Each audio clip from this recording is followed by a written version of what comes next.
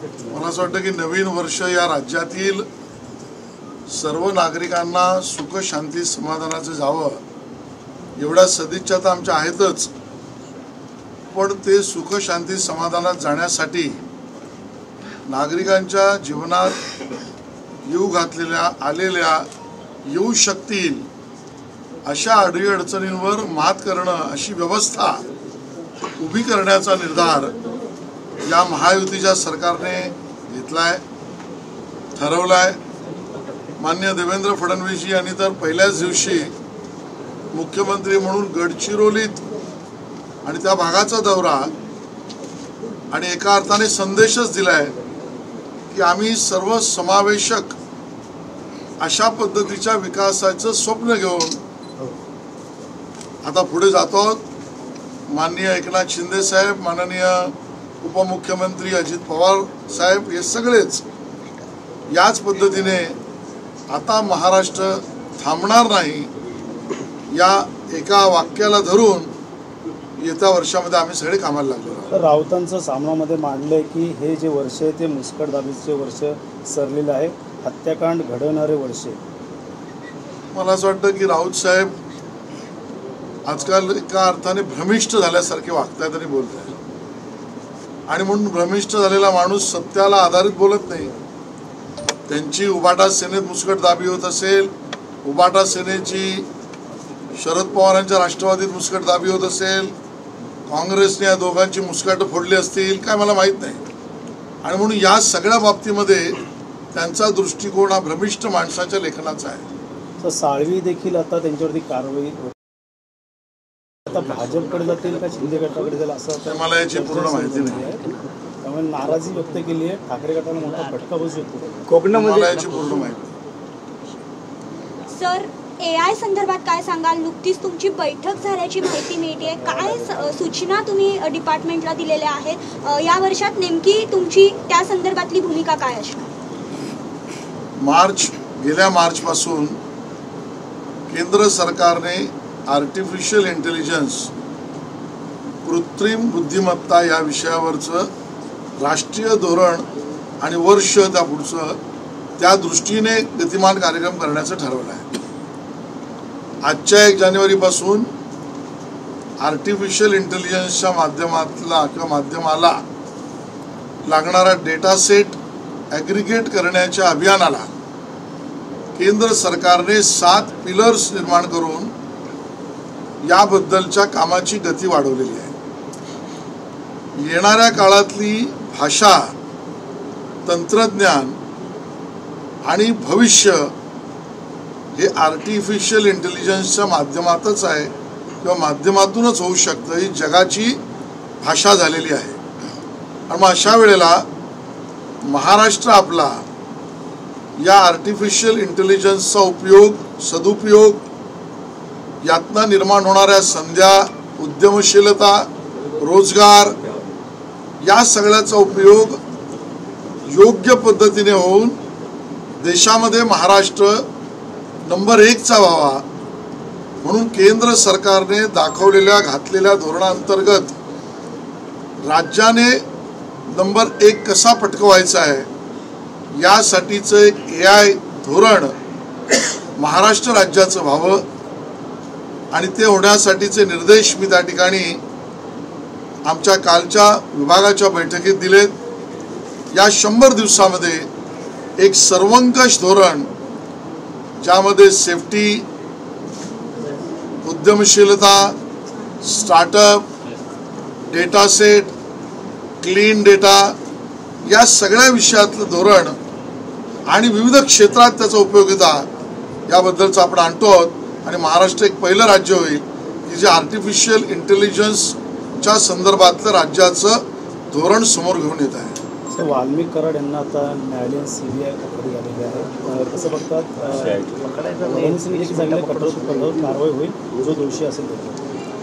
माननीय मुख्यमंत्री महोदयांनी स्पष्ट केलेलं आहे की या सर्व प्रकरणामध्ये कैलासवासी देशमुख भैया यांचे मारेकरी पकडले गेले पाहिजेत, त्यांना न्याय मिळाला पाहिजे, त्यांच्या कुटुंबाला न्याय मिळाला पाहिजे। आणि म्हणून त्यासाठी लागणाऱ्या सगळ्या कायदेशीर आणि चौकशीच्या अधिकाऱ्यांच्या मार्फत या सगळ्याची चौकशी होईल. कोणालाही सोडलं जाणार नाही. जो कोणी दोषी असेल फास त्याच्यापर्यंत नक्की जाईल. अशा पद्धतीचं काम हे पोलीस करतायत आणि पोलिसांना ते काम करण्याची सूटही आहे. माननीय मुख्यमंत्र्यांनी याची स्पष्टता दिली. दोन्ही मुंडे हे मंत्रिमंडळात नको असं देखील आता विरोधक म्हणत आहेत. त्यामुळे पंकजा मुंडे असतील या धनंजय मुंडे असतील. मी विरोधकांच्या भाष्यावर टीका ज्यासाठी करत नाही कारण ते हास्यास्पद आहेच, पण या प्रकरणाला राजकीय रंग देण्यापेक्षा आमच्या देशमुख भैयांना आणि त्यांच्या कुटुंबांना न्याय मिळेल या दृष्टीने काम करणं आवश्यक आहे. ही सरकारची भूमिका आहे. सर, धनंजय मुंडे यांच्यावरती त्यांच्याच पक्षातले नेते देखील नाराज असल्याचं समोर आलेलं आहे. हे प्रकरण व्यवस्थित हाताळलं गेलं नाही असं त्यांचं. सुरेश दसनी देखील आवाज उचलला तुमच्या. मला असं वाटतं याच्यावर राजकीय कुठलंही भाष्य मी करणार नाही.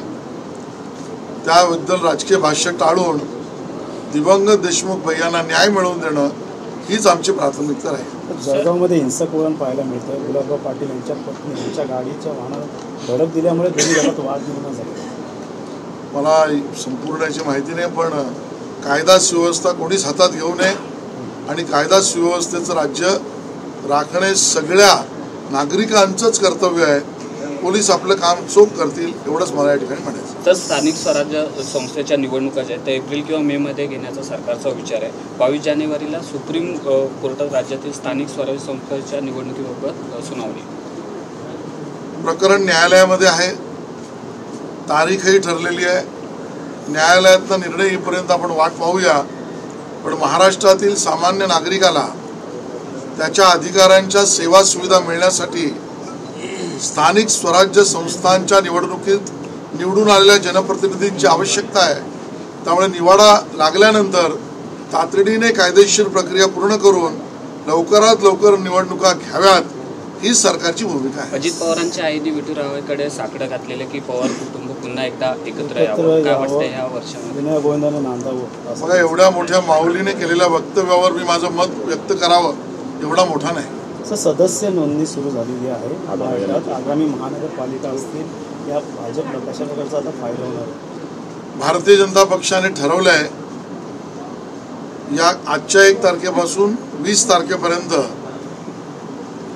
1 करोडच्या दरम्यान किंवा त्यावर ऑनलाईन सदस्यता भारतीय जनता पक्षाची करायची आहे. या संदर्भातल्या आवश्यक असलेल्या सगळ्या तांत्रिक बाजू कार्यकर्त्यांपर्यंत पोहोचवणं, सक्रिय कार्यकर्ते, बूथ प्रमुख आणि प्रत्येक कार्यकर्त्याला नेत्याला जबाबदारी या माध्यमातून जे उद्देश डोळ्यासमोर ठेवलं आहे 1 करोडच्या वरील सदस्यता करण्याचं त्या दिशेने नियोजन झालेलं आहे. या होणाऱ्या सदस्यता या ऑनलाईन असल्यामुळे त्यातनं जनरेट होणारी लिंक, त्यातनं मिस कॉलच्या माध्यमातून मिळणारी इन्फॉर्मेशन याला फॉर्मलाइज करण्यासाठी जी कार्यशाळा घेणे आवश्यक आहे ती घेतलेली आहे. या सगळ्या संघटन पर्वाचे प्रमुख आमचे रवींद्र चव्हाण साहेब आहेत आणि माननीय प्रदेश अध्यक्ष बावनकुळेजी यांनी या विषयात कार्यकर्त्यांशी संवाद साधलाय. आजपासून आम्ही कामाने गतीला लागलो आहे आणि त्या गतीने पुढच्या 15-20 दिवसामध्ये आमचा 1 करोडचा उद्देश आम्ही सफल करू. कार्यकर्त्यांची टोळी सदस्यता माध्यमातून नागरिकांच्या घरोघरी जाईल आणि त्यातनं एक मोठं जाळं भारतीय जनता पक्षाच्या संघटनेचं उभा करण्याचा आमचा मानस आहे. महायुतीमध्ये एकला चलोचा नारा असणार आहे त्या महानगरपालिकेमध्ये? याच्यावर आज कुठलीही चर्चा झालेली नाही. महायुती म्हणून आम्ही एकत्र लोकसभा लढलो, विधानसभा लढलोय. नगरपालिका महानगरपालिकांच्या विषयात तिन्ही पक्षांचे नेते महायुतीबद्दलचा सकारात्मक निर्णय घेतील असं मला वाटतं. ठाणे जिल्ह्यामध्ये स्ट्राईक रेट बघलं तर आमदारांचा तुमचा जास्त आहे. त्यामुळे येणारा आगामी महापालिका या पालकमंत्री तुमचा असणार का? महायुतीमध्ये पालकमंत्री या विषयावरून बेबनाव नाही. त्यामुळे कुठल्या जिल्ह्याचा पालकमंत्री कोण याचा अंतिम अधिकार हा माननीय मुख्यमंत्री महोदयांकडे असतो आणि मुख्यमंत्री महोदयाने वारंवार सांगितलंय की आम्ही तिघेही एकत्र मुख्यमंत्री प्रमाणेच काम करतो आहोत आणि म्हणून त्या अर्थाने एक शिफ्टमध्ये एक मुख्यमंत्री असं ते बोलताना म्हणाले. त्या अर्थाने ते तिघे बसून निर्णय करतील. स्ट्राईक रेट तुमचा जास्त आहे, त्यामुळे चांगली गोष्ट आहे. जिल्ह्यामध्ये स्ट्राईक रेट आमचा चांगला आहे, तो सगळ्यांना माहिती बरोबर घेऊनच आहे. सर, AI टूल के बारे में सड़क दुर्घटना कम करने के लिए राज्य सरकार ने एक है जिसके अंदर AI टूल का इस्तेमाल किया जाएगा, मुख्यमंत्री के नेतृत्व में बैठक भी हुई है. सही बात है. AI का उपयोग जितना हर विषय में हर समस्या को दूर करने के लिए किया जा सकता है उस प्रकार करना चाहिए. ये राज्य सरकार की भूमिका है. आने वाले समय की भाषा भी आर्टिफिशियल इंटेलिजेंस की है. महाराष्ट्र इसका जनता को तकलीफों से दूर करने के लिए उपयोग करेगा. सड़क दुर्घटना भी उसमें से एक महत्वपूर्ण भाग है और उस काम के लिए माननीय मुख्यमंत्री जी ने जो निर्देश दिया वो विभाग भी काम करेगा और IT विभाग उसको मदद करने का भी काम करेगा. सर, 13,000 से ज़्यादा जो सरकारी पुरानी गाड़ियाँ हैं उनको भी निकाल दिया जाएगा, या तो CNG और ALG में उसकी बदली की जाएगी. मुझे लगता है इसका जवाब यही कि हमारे माननीय मंत्री ट्रांसपोर्ट सम्माननीय प्रताप सरनाईक जी है, वो दे तो ठीक रहेगा. सर, मेलबर्न टेस्ट में जिस तरीके से भारतीय टीम की अरे भाई अभी रहने दो, मैंने BCCI छोड़ दिया. अभी प्रेजर है जिस तरीके से लगातार BCCI का मैंने रेजिग्नेशन दे दिया है.